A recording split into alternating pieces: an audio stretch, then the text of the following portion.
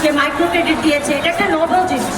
আমার বাবার জায়গা থেকে ঠিক এই জিনিসটা আসছে যে বস্তি পুনর্বাসন করা যায় এবং এটা সরকারের টাকাও লাগবে না, এটা ব্যাংকের টাকাও লাগবে না, এটা যে প্রতিষ্ঠান সেই করতে পারবে। এটা শুনে অনেকে বলে ভাই সরকার টাকা দিবে না, 15,024টা ফ্ল্যাট বানাবে, এটা কীভাবে সম্ভব, এত টাকা কোথা থেকে আসবে?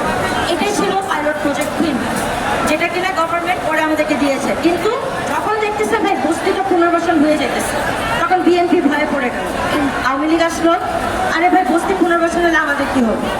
এরপর আমার বাবার কাছে ঘুষ চাইলো, দাবি করলো। আমরা তখন স্কুলে পড়ি, আমাদের কিডন্যাপিং থ্রেট দিচ্ছিল।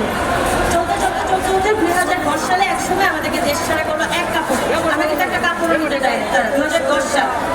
তারপর আমরা লন্ডন চলে গেলাম। সেখানে যাওয়ার পর আমার আব্বু মানে আলহাজ মোহাম্মদ আব্দুর রহিম আমার বাবা, তার বিরুদ্ধে এবং আমার আম্মুর বিরুদ্ধে, যেখানে ডিজেবল 30টার উপরে তারা মিথ্যা মামলা দেয় এবং তারা প্রোপাগান্ডা ছড়ায় যে রহিম সাহেব টাকা মেরে ভাগছে। এখন কথা হচ্ছে কার টাকা মেরে ভাগছে ভাই? এটা সরকারের টাকা কি ছিল এই প্রজেক্টে? ছিল না। ব্যাংকের টাকা ছিল না।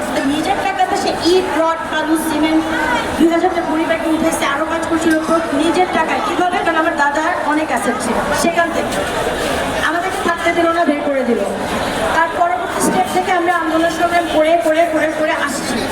আজ পর্যন্ত এই বস্তি পুনর্বাসনের কোনোরকম কোনো ইমপ্রুভমেন্ট হয় নাই, বরঞ্চ এই প্রজেক্টে এখন মানে চাঁদাবাজি চলতেছে। মানে যে প্রজেক্টে ইমপ্রুভ হতো সেখানে আবার বস্তি হয়ে গেছে, সেখানে অনেকে ড্রাগস নিচ্ছে। মানে বস্তিতে যে সকল ক্রাইমগুলো হয়, তাই না, তাদের তো আসলে একদম পিঠ দেওয়ালে ঠেকা। এখন অনেকে এমন আছেন আমার বোনেরা ভাইয়েরা, তারা ঠিকই টাকা দিচ্ছে ফ্ল্যাটের জন্য, কিন্তু তারা আজ পর্যন্ত ফ্ল্যাট পায় না। আপনারা বুঝতে পারেন যে বস্তিবাসীরা যখন ছোটভাবে হলো, তাদের সব কিছু বিক্রি করে একটা ফ্ল্যাটের জন্য তারা আসছিল।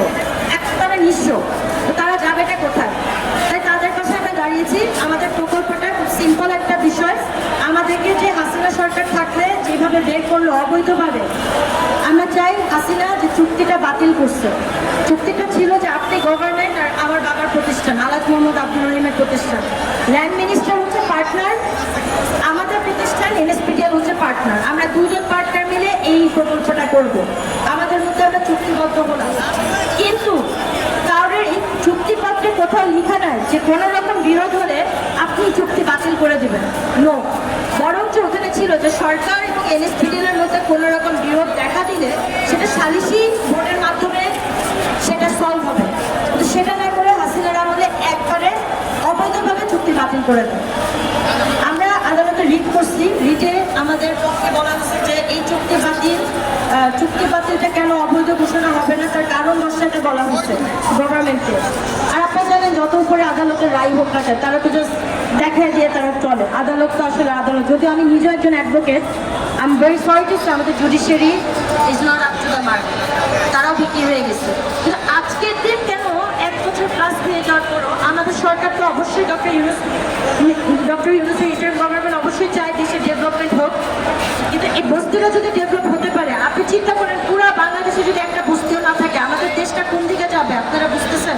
আর এটা ফাও কোনো কথা না, আমি কোনো ফলস কিছু বলছি না। আপনি যে খবর নিয়ে দেখেন, আপনার ভূমি মন্ত্রণালয় যদি যান, বলেন ভাষান্তিক প্রকল্পটা কি হলো, সবাই ভাষান্তিক প্রকল্প বলে সবাই কথা বলতে পারে, কারণ এটা নিয়ে সবাই চিনে, এখন সবাই জানে। আপনার কিছু বলার আগে ভূমি মন্ত্রণালয়ে যান, আজকের দিন যে সচিব আছে তার কাছে যান, আপনারা ভাষান্তিক প্রকল্প বললেই দেখবেন কত নথি বেরোয়। আর আমাদের এই বিষয়ে ইন্টারিম গভর্নমেন্ট আসার পর থেকে আমরা খালি একটাই বিষয় শুনছি, হয়ে যাচ্ছে, হবে। আচ্ছা, আমাদের সিও চেঞ্জ হয়েছে, আমাদের পিডি চেঞ্জ হয়েছে, আমাদের সচিব চেঞ্জ হয়েছে, ওনাদের খালি চেঞ্জ হইতেই থাকে। আপনার নামটা বলেন এবং কি করতেছেন আপনি এখন?